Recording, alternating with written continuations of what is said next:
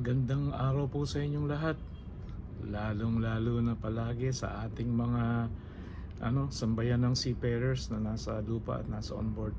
At syempre, huwag nating laging kakalimutan ang ating mga kabaro na retired na ngayon sa pagbabarko na at kanilang ninanamnam na at nagre-relax na sa kanilang buhay ngayon.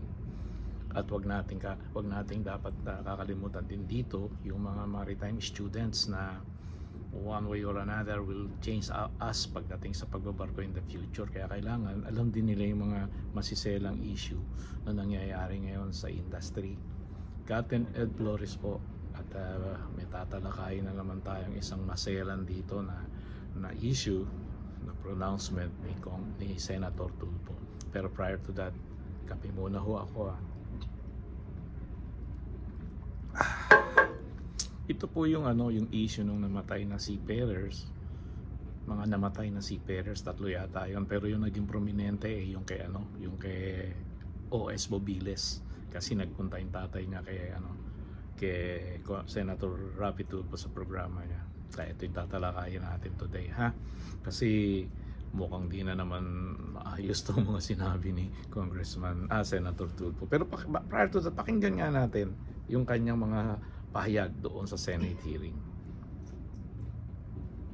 Sa DMW, nasabihan ng mga operator at may-ari ng mga shipping vessels na maglagay ng CCTV sa mga barko, partikular sa railings, portals, at iba pang bahagi na pwedeng daanan palabas papunta sa dagat. Gusto ko, through the SOLAS Convention, i-require lahat ng barko sa buong mundo na mayroong mga may mga seafarers. May lagyan natin CCTV kasi kung meron, di at least itong 3 insidente nga, 4, malalaman natin kung pinagtulak ba o lumundag ng sarili lang. Itutulog daw ito ng DMW sa Maritime Labor Convention. Kasi kung allegation that they took their own lives, etc., at nag-lock ng kabina, yun ang pwedeng exit point. So dapat meron din nakatutok doon na CCTV. So yes, railings, yes. Yes, Mr. Chair, we are one with you. We have long advocated for this matter. And as I said, we will include this in the rules with respect to the matter on disappearance of seafarer. Ang ama ni Bobiles na nasa public hearing ng Senado may dagdag ding mungkahi. At kung may mga tracking device sana na nakakabit sa mga crew ng barko, habang sila ay nakasampa sa barko ay isang malaking tulong sana para madali ang paghanap sa kanila. Inutasan ng mga Pilipinong... Yan narinig nyo narinig nyo sa Senator Tulfo. Dumali na naman siya doon sa kanyang ang gusto ko. Senator, pinag-uusapan ho natin dito international arena, hindi po ito local. Sa local siguro pwede mo pang sabihin yung gusto mo, pero pagdating na sa international shipping industry, wala ka kung power doon.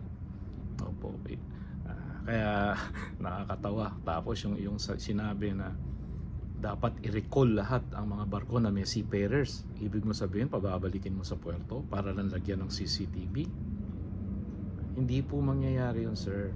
Huwag nyo naman masyadong ikomplika, kasi pag gano'n ang gagawin mo, you need first ang approval nito ng convention. You have to go to the convention. Hindi lang overnight na gagawin nyo na sinabi kasi ni Senator Rapi Tulfo ng Pilipinas, lagyan daw kayo ng CCTV, kanya babaguhin mo ngayon yung convention because sabi ni Senator Rapi Tulfo. Hindi po gano'n yun, sir. Pag-aaralan muna ng maigi yan. Pwedeng mag-recommend ang Pilipinas, pero pag-aaralan pa maigi yan kung talagang doable o viable siya doon sa every situation. Kasi sa mga nangyayari na to, we can say na so many people on board, or so many seafarers in the world, 1.5 yata or more, parang isolated cases lang to, and to change the entire system ng convention, hindi po ganun kadali yun.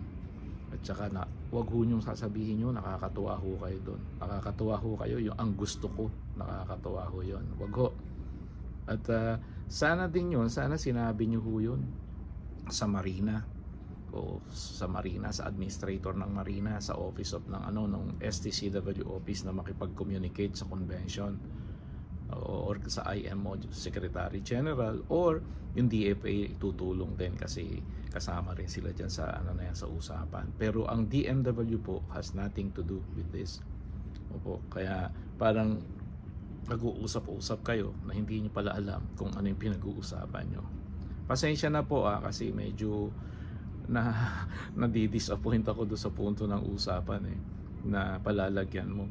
Kahit po lagyan nyo lahat ng access sa barko ng CCTV, and to tell you, ang dami pong access doon. Hindi lang po kukonti yung access doon. Kung lalagyan nyo ng CCTV, pati sa galley, lahat yun, pati doon sa engine room. Kasi sa galley, they can use that. Okay, hindi ako tatalon, kukuha na lang ako ng kutsilyo doon, sasaksakin ko yung sarili ko. Lalagyan nyo rin ng CCTV. Lalagyan nyo lahat ng CCTV. Is also doon sa sa engine room, lalagyan nyo rin ng CCTV, lahat ng corners doon.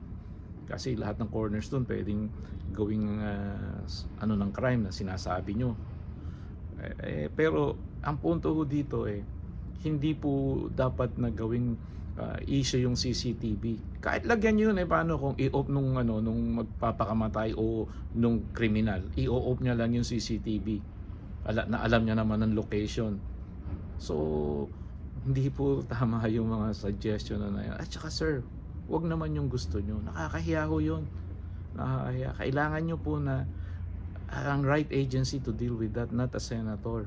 Okay, utusan nyo yung mga marina or what, pero hindi ho yun kasi gusto ng senator namin, dapat gusto ng gobyerno namin o ng presidente namin.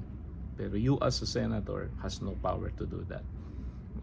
At pangalawa, tatalakayin dito rin natin yung sa tatay ni OS Bubiles. Sir, with due respect sa'yo, yung suggestion mo na tracking device, parang masarap pakinggan pero hindi again doable, sir. Kahit lagyan mo siya ng tracking device, kung magpapakamatay siya, tanggalin niya lang yun Tanggalin niya lang yung tracking device niya Hindi na rin siya matatrack. Tapos okay, papatayin sa kanya.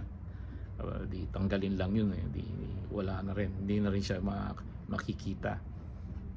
Pero kung chips, okay lang. Pero sinong ship owners ang specifically na ang Pilipino lang ang lalagyan ng tracking device chips para lang sa kanilang safety, na wag naman po.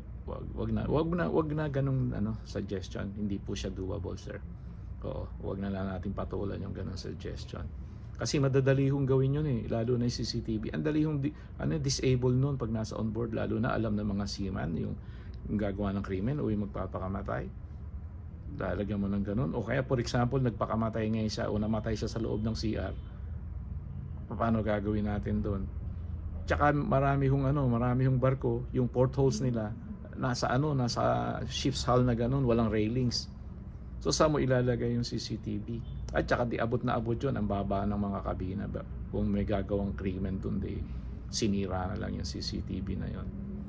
Kaya nga wag masyadong Senator Tulfo. Sana nag-imbita rin kayo diyan sa mga ganyang hearing. Nag-iimbita sana talaga kayo ng mga talagang seafarers na nasa on board. Hindi po yung mga walang kaalam-alam kung ano talaga ang mga regulation. To recall all the vessel o recall the ships at palagyan ng CCTV. Pag sinabi mo kasing recall, alam kong recall na pag ganyan, lalo na sa mga ganyang transportasyon, pabalikin mo sa pinanggalingan at palagyan ng CCTV. Do you know anong magiging doon? Repercussion sa ship owners. So bakit pa ako kukuha ng mga Pilipino na kailangan talagang may CCTV, dapat may tracking device. Kailangan yung barko ko lagyan ko ng CCTV, samantalang ibang bansa naman na may mga supplier din ng seaman, hindi naman sila nagre-request ng ganyan. Hindi na lang ako kukuha ng seafarers na Pilipino na ngayon nga nabawasan ng 13% last year deployment, dadagdagan nyo pa nito. Talagang gusto nyo palang sirain ang maritime industry or seafaring industry ng Pilipinas. Pasensya na po kasi medyo critical tong issue na to, yung pag-uusap na to, lalo na kung hindi alam ng bawat isa ang kanilang pinag-uusapan. Maraming salamat sa inyo. Good day. God bless everybody. Captain Ed Flores here.